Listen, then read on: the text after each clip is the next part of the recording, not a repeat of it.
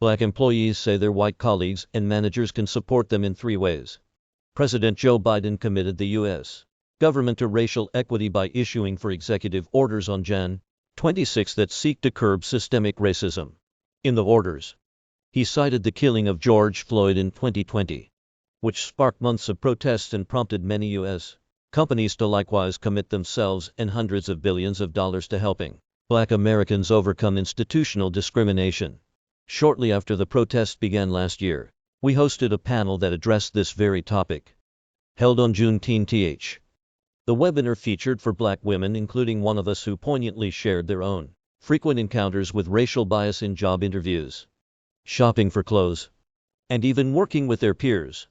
A common question we got from the predominantly white audience was some variation on, "How can I be an ally?" That is it.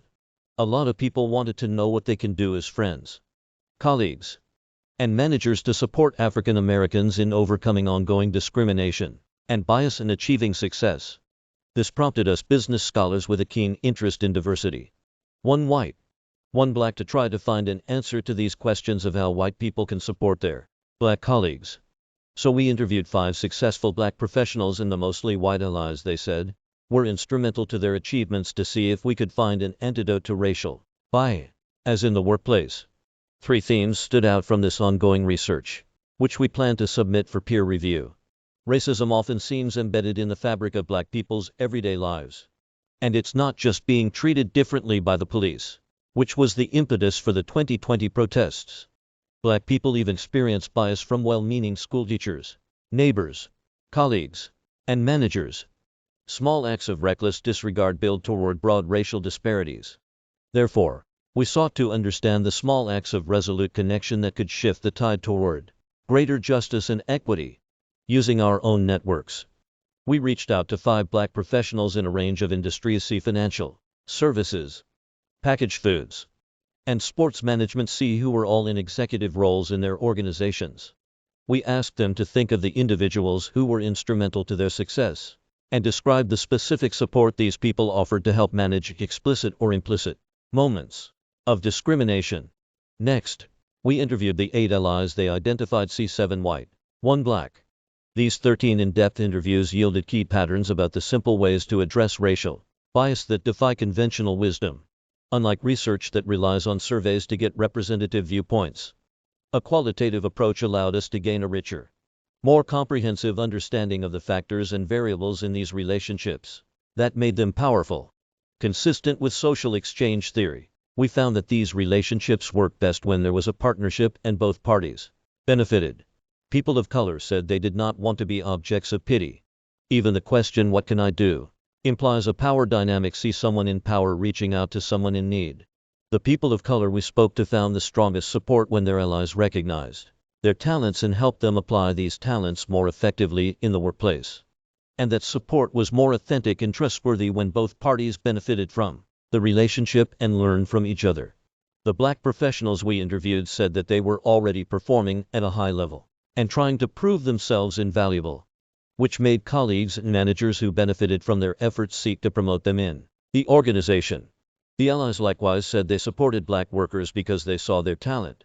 For example, 1 ally reported seeing that the dominant white macho culture in his organization did not appreciate his female Black colleague's talent and was limiting her success.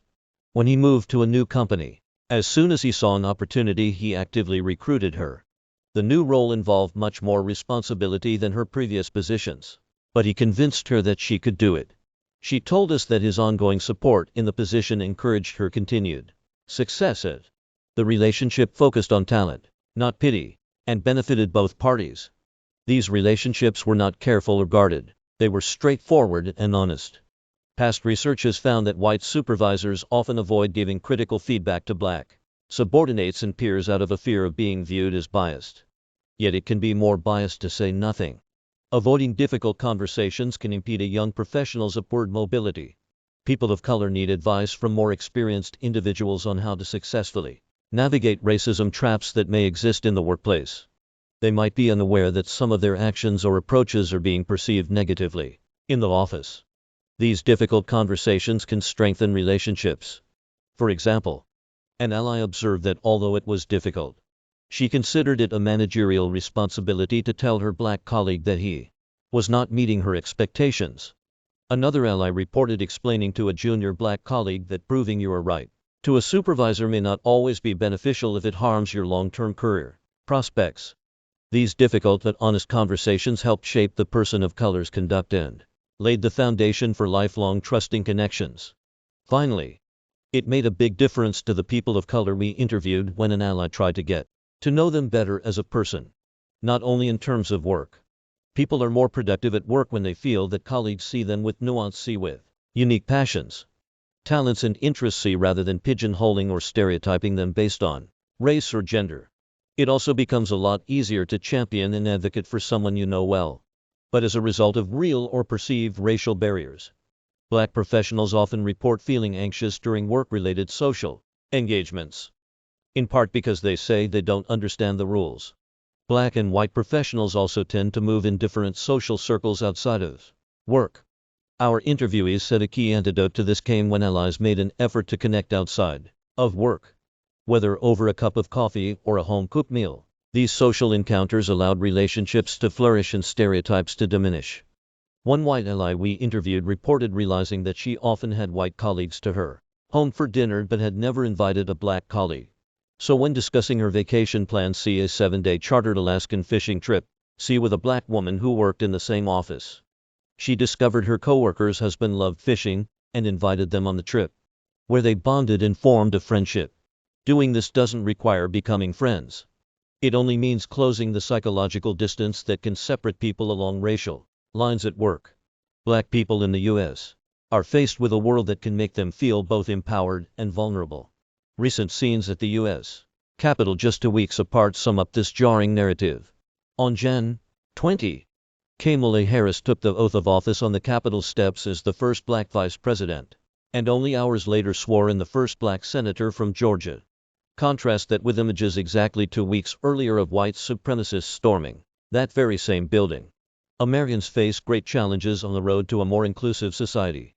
To be sure, addressing institutional racism requires systematic interventions by companies and substantial policy changes by the government. But our research suggests they also could use something simpler from their colleagues, managers, and others in their lives. Genuine relationships. Jennifer R. Joe is a professor of accounting at the University of Delaware, and Wendy K.